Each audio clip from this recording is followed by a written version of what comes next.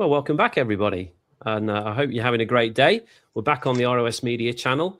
I know today that we're going to talk about something quite significant, and I'm really excited about this. I'm joined with a colleague of mine here at the Republic of Old Souls. So Ange is with us to talk a little bit about tax transcripts. You know, we often hear that knowledge is power, but when we talk about the Clifford Protocol, documentation is the power here. And today we're going to show you multiple confirmed wages and tax transcripts. Now, Ange, you've been here pretty much since day one, haven't you? I mean, you've seen the filing team, you've seen them working with the ERO software, you've seen these transcripts come back in, and I've got, you know, multiple examples of those as well that we can share with people today. But before we kind of dive into that, I mean, could you just briefly tell us a little bit about, you know, your role and what you've done in helping put this together? Yeah, of course. Hi, Andy. Well, in a nutshell, really, I suppose my time here has been assisting with IT infrastructure and setup and management, which basically means helping different departments digitalize and organize their workflows and processes to make it as streamlined as possible from end to end. And what that means in real terms is helping to develop automations for efficiency, data record management, audit trail, reporting, and all the things that go with that sort of side of things on the IT side. There's loads of different softwares involved in all the different departments, and not least to mention our platform that we've got that is really sort of integrated into every area of what goes on. And of course, along those, that all needs coordination. So I really have been the go-between between the departments and their requirements and the tech dev teams that actually do a lot of the building of the platforms, and we've set up all the different softwares for everyone. Anyone watching this who is a member will know that we've got member platforms, advocate platforms, administrative platforms, and it means that we have, you know, all the data management is all interlinked between all of those platforms. So really my role has been to help all those departments and all those digital platforms integrate with one another and coordinate to make sure everything is as streamlined as it possibly can be. Okay, so I guess with you being involved in every single department, clearly that includes the filing team and the filing department as well. So you've seen that in action, haven't you? I mean, I've got here just a couple of examples, and I've held these up on screen a few times on different interviews with Ian. These are actual wages and tax transcripts. I'm going to share my screen, guys, in a moment, and I'm going to show you some of these in a little bit more clearer detail. But from a member perspective, Ange, I mean, why is this so significant, this piece of paper, do you feel? Well, the transcript, really, it's the IRS's confirmation. It's an admission of truth, to want to put it a better way. It proves really that the credit, or the credit energy rather, is originated by the living being or the living soul, which is you or me. And it shows that it's moved from abandoned property to your wages and tax transcript, basically like the one you're holding. I'm hoping we'll get a closer view of it in a minute. Yeah. So really, once it's on the once it's on that transcript, it then shows that it's ready to be moved to your or my 98 trust, which is the end destination of where we want to move that credit to.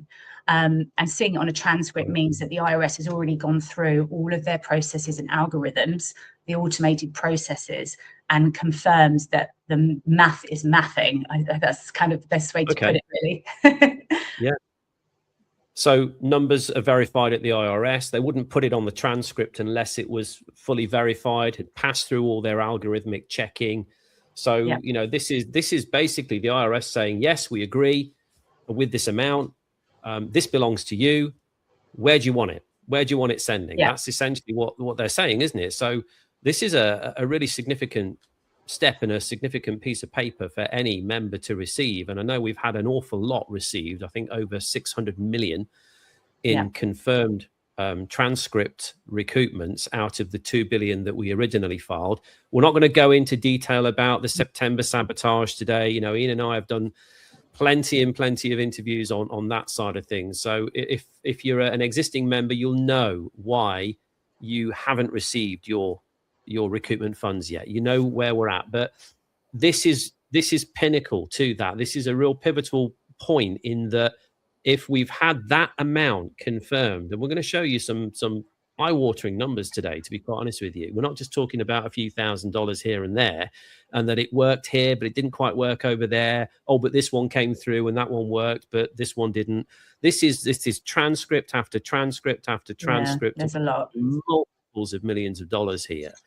So I know that you don't work in the filing team, Ange, but with you being responsible for sort of interconnecting multiple departments and the software side of things and just making sure that everything flows as it should do, could you maybe just walk us through the journey, you know, from the moment somebody signs a loan and then they see that then on the transcript? What's actually happening behind the scenes? I know Ian and I have done a recent interview about this in terms of how signature currency creation or how signature credit recoupment works, but just for layman terms, what's the sequence here?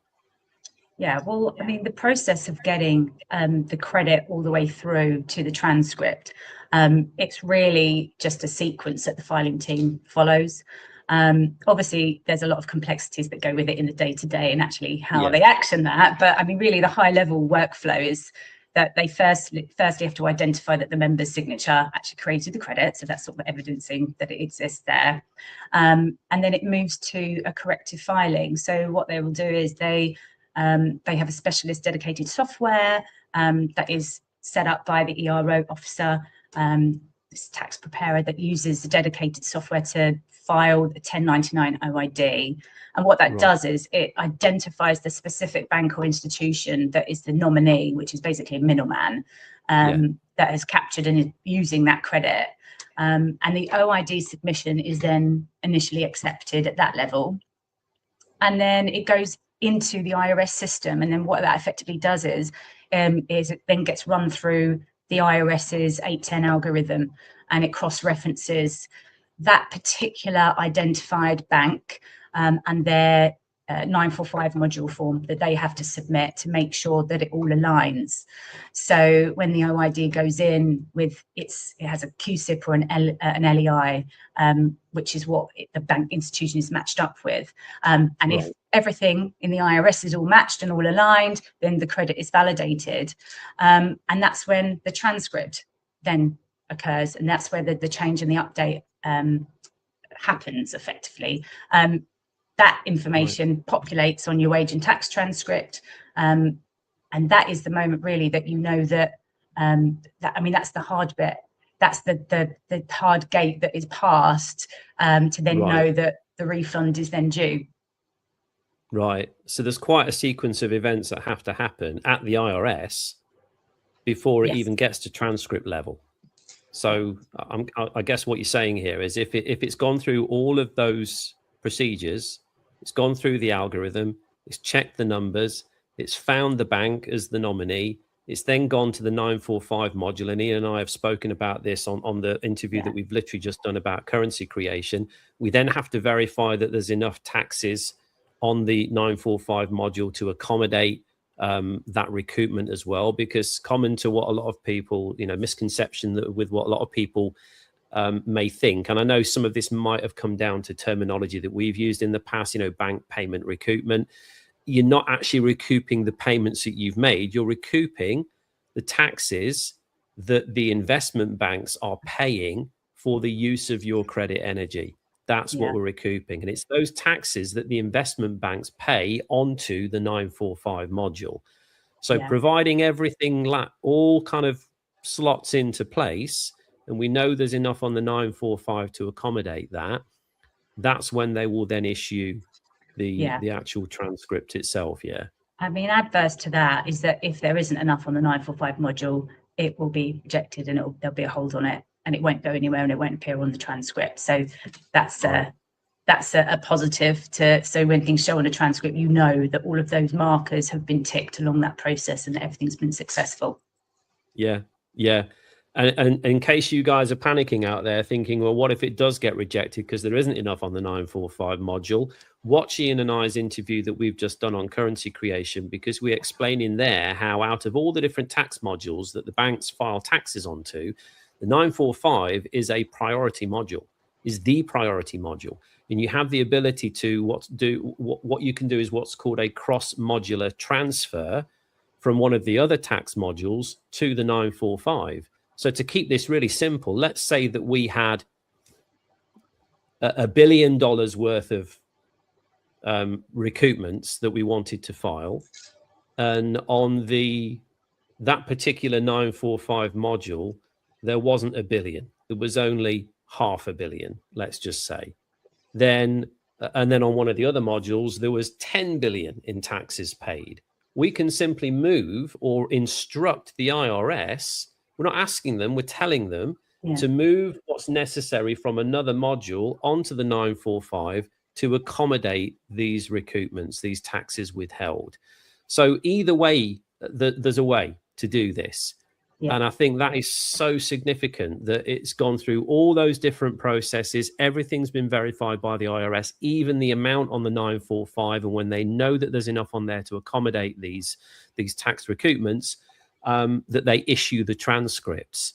So let's look at some examples of that, because I'm sure you guys are wanting to see some more examples. And I know you couldn't really see what that was. So I'm going to share my screen and I'm just going to walk you through a few examples that I've seen. I mean, we've got hundreds and hundreds and hundreds of examples. I've just put together a few pages worth here. These are all redacted, but you can still see, hopefully you can see this on my screen.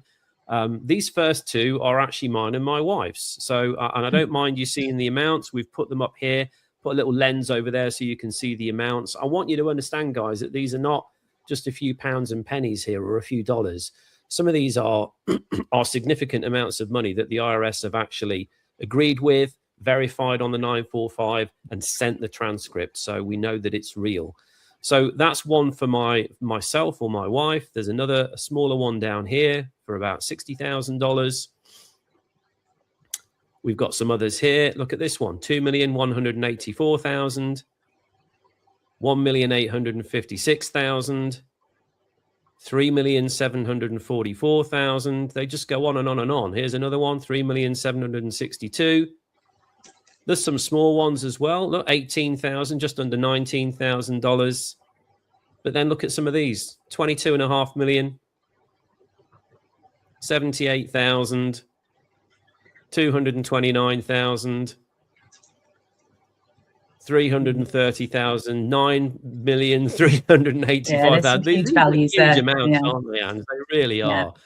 So I hope this is making sense to you guys in terms of the significance of what this actually is that you're seeing on screen. You know, however small some amounts may seem in comparison to others, these are all completely qualified transcripts that have passed the 810 algorithm. And the IRS are basically saying, this belongs to you. Where do you want it sending? So what I want to do now, Ange, let me just come back to you on screen as well. Really, what I want to talk about next is, once we've got that in place and we know that the amount that's on the 945 has been qualified by the IRS, we then have to start thinking about, well, if the IRS are telling us where do we send it to, the next step is the banking rails, really, isn't it? And what happens there? And I know that another development in this whole kind of process is that we are in very high level talks with banks at institutional level to do with banking rails. And we have had from one of the largest banks in the US, I believe, up until this point, we've had a tentative agreement from them as a partner to set this structure up, this sort of master and sub account structure. I mean, why is that significant when it comes to receiving funds? If all of this was not legal, not lawful, or, you know, pie in the sky, woo-woo, doesn't work, why would a bank of that size say, having seen everything, having been transparent with them, say, okay, we do ACH, we do Fedwire, we understand your master and sub account structure. Let's talk about that. Yeah, I mean, look, institutions simply wouldn't agree to anything in the first place if they thought there was any indication that a process was inaccurate, unlawful, dodgy, whatever the word would be. They're all about compliance. I'm sure many people know that already, hoops you've got to jump through to qualify for certain things. So, I mean, I am aware that when these conversations are happening, whilst not directly involved, there are technical documents that are supplied as part of a compliance process. There's many levels and discussions that take place with different people within an institutional structure. And it's critical. You know, no bank is going to take on something. It's all about risk management at the end of the day. And I think across, like you mentioned earlier, across all of the members' transcripts that we've had today, I think it's in the billions or billions of dollars, I should say, it's not pounds, it's dollars. So the fact that they've agreed to set up this structure is absolutely huge. And it's a complete validation of the process that we're proceeding with. Yeah.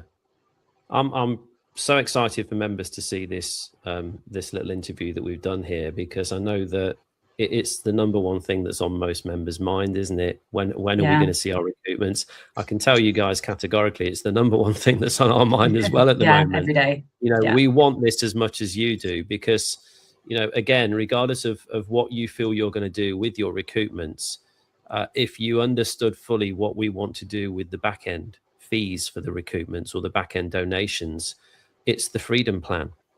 Because ultimately we're looking at building out an infrastructure that will sit in parallel to the system as we know it.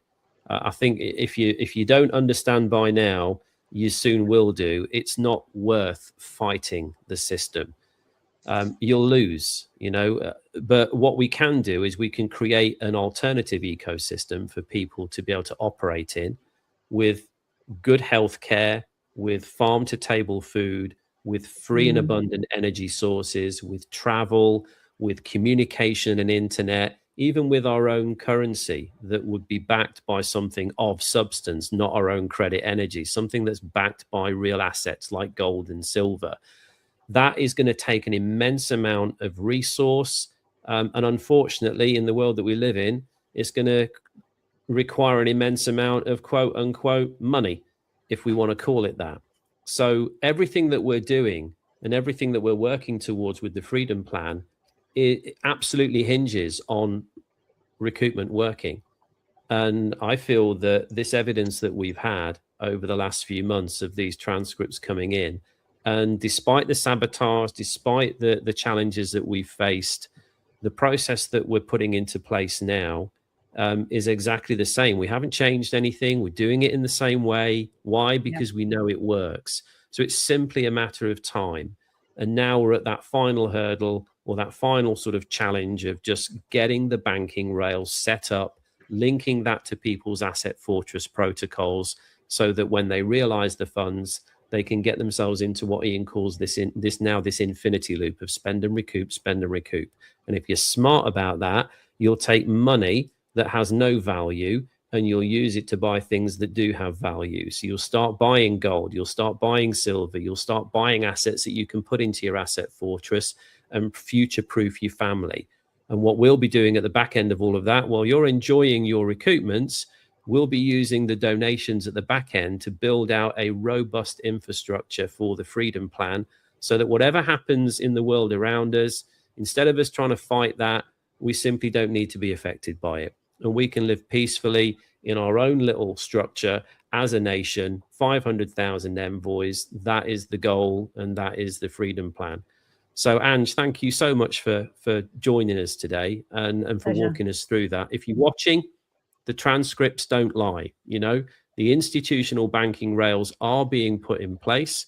If you want to see what this end-to-end journey or process would look like and how it would work for you, then I suggest you get in touch with our team. If you're not in our private members association here at the Republic of Old Souls, please join. It's free to join. And if you want to book a call, we've got a team of consultants that can jump on a call with you and that can map out what that recoupment journey and what that asset fortress journey looks like for you and your family. So again, Ange, thanks for joining us. And if you're watching, have a fantastic day. And I will no doubt see you on the next one soon. Bye for now. Cheers.